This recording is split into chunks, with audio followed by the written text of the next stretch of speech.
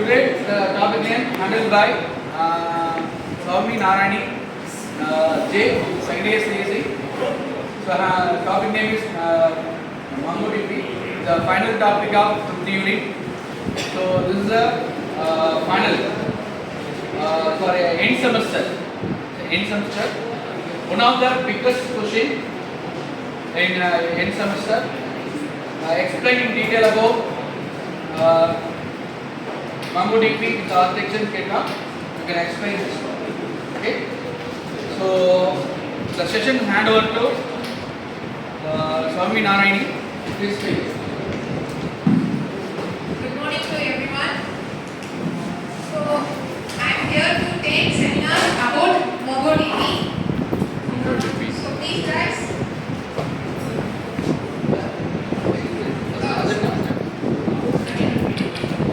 So these are the agenda of concepts about MongoDB. If anybody tell the basic concept about normal database management systems and MongoDB database management system, if anyone like normal database, SQL database, இந்த மாதிரி இருக்கிற database நம்ம நிறைய database படிக்கிறோம் like MySQL, SQL இந்த மாதிரி இருக்கிற database MongoDB என்ன டிஃபரன்ஸ் ஏன் வந்து இத வந்து அத என்ன அட்வான்ஸ்டா இருக்கும் வாட் ஆர் தி ஃபியூச்சர் எது வந்து கொஞ்சம் அட்வான்ஸ்டா இருக்கும் MongoDB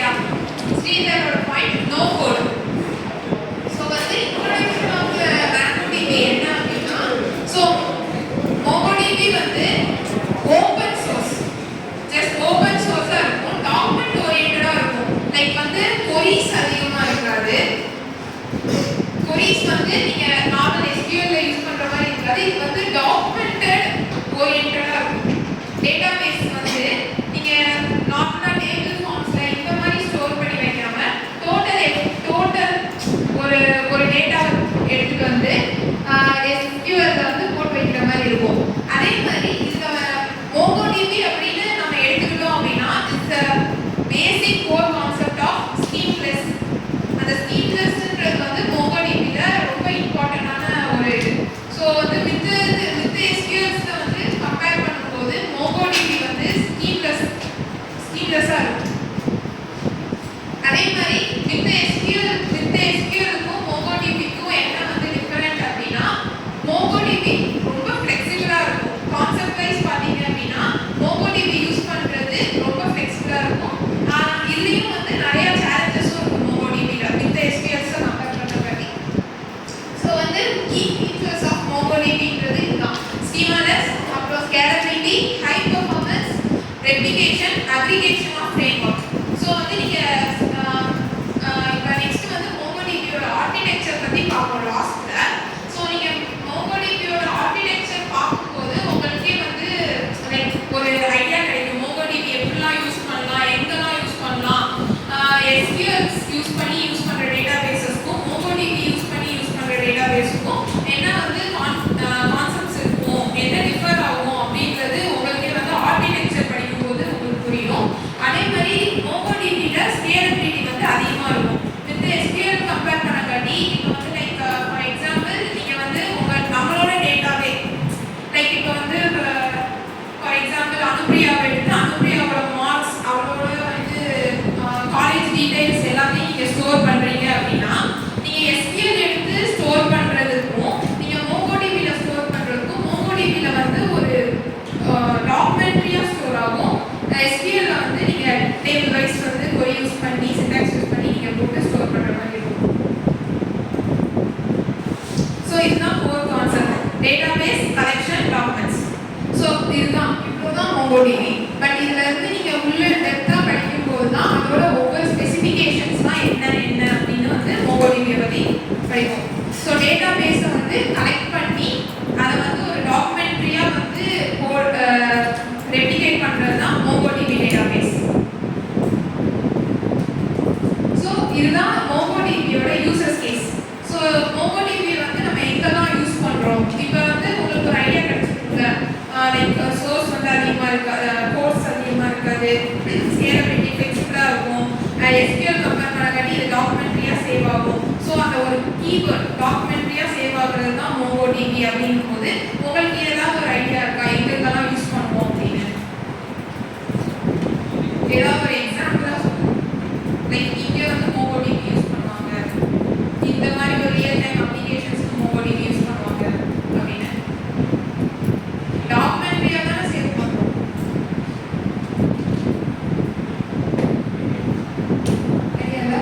ஓகே, ஸோ வந்து MongoDB வந்து எதுக்கெல்லாம் யூஸ் எந்தெந்த யூசர் கேசஸ்லாம் யூஸ் பண்ணுறோம் அப்படின்னா ஜஸ்ட் ஒரு ஃபார் எக்ஸாம்பிள் நம்ம SNS for example real time example சொல்லணும்னா எஸ்என்எஸ்ல வந்து நம்ம உள்ள வரும்போது ஒரு கேட்டாக் மாதிரி தருவாங்கல்ல. ஸோ அந்த கேட்டாக் வந்து நம்மளுக்கு வந்து ஹார்ட் காப்பியாக தரும்போது அந்த கேட்டாக் ப்ரிப்பரேஷனில் வந்து சாஃப்ட் காப்பி இருந்துச்சு அப்படின்னா அது எப்படி இருக்கும், அந்த டேட்டாஸ் எப்படி இருக்கும், அந்த டேட்டாஸை எப்படி ஸ்டோர் பண்ணுவாங்க, அந்த டேட்டாஸ் வந்து ஸ்டோர் ஆச்சு அப்படின்னா எந்த டாக்குமெண்ட்ரி ஃபார்ம்ல ஸ்டோர் ஆகும். ஸோ அந்த மாதிரி கேட்லாக்ஸோட டேட்டாஸ்க்கு டேட்டா என்ட்ரிஸ் இந்த மாதிரி ஒரு விஷயத்துக்கு வந்து MongoDB யூஸ் பண்ணுவோம்.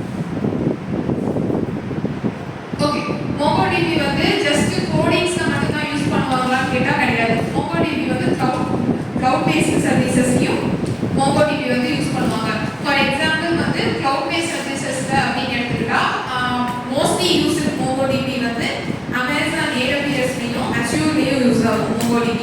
ஏன் வந்து அமேசான்லையும் அஷ்யூர்லையும் அதாவது பேக் எண்ட் வந்து எப்படி யூஸ் ஆகும் MongoDB வந்து அப்படின்னா நீங்கள் வந்து ஒரு ஸ்டோரேஜ் அதாவது AWSலையோ இல்லை அஷ்யூர்லையோ போய் நீங்கள் வந்து ஒரு க்ளவுடை வந்து ஸ்டோர் பண்ணுறீங்க அப்படின்னா சம் ஆஃப் த லைக் இப்போ ஒரு சிம்பிள் எக்ஸாம்பிளாக நீங்கள் டேபிள் ஃபார்மில் கொடுப்பீங்க எக்ஸல் ஷீட்ஸு அந்த மாதிரி விஷயம்லாம் நீங்கள் க்ளவுடில் ஸ்டோர் பண்ணும்போது MongoDB இந்த மாதிரி நம்ம சூஸ் பண்ணி ஸ்டோர் பண்ணோம் அப்படின்னா அது மொத்தமாக ஒரு டாக்குமெண்ட்ரியாக ஸ்டோர் ஆகிடும். ஓகே, அதே மாதிரி லாங்குவேஜஸ் வந்து MongoDB என்னென்ன யூஸ் பண்ணுறோம்னா like Python, Node.js, Java, react, Node.js அது வந்து அப்படியே வச்சு ரியாக்ட் யூஸ் பண்ணுவாங்க MongoDB-ல. பார்த்தா எக்ஸெட்ரான்னு போது ரியாக்ட் யூஸ் பண்ணுவாங்க MongoDB-ல.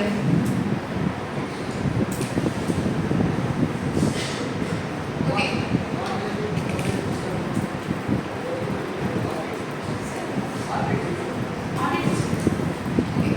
ஸோ இதுதான் வந்து MongoDB-யோட ஆர்கிடெக்சர். ஸோ உங்களுக்கு MongoDB-யோட ஆர்கிடெக்சர் பற்றி பார்த்தா உங்களுக்கு என்ன வந்து எப்படி ஒர்க் ஆகும்னு ஏதாவது ஒரு ஐடியா கிடைக்குதா?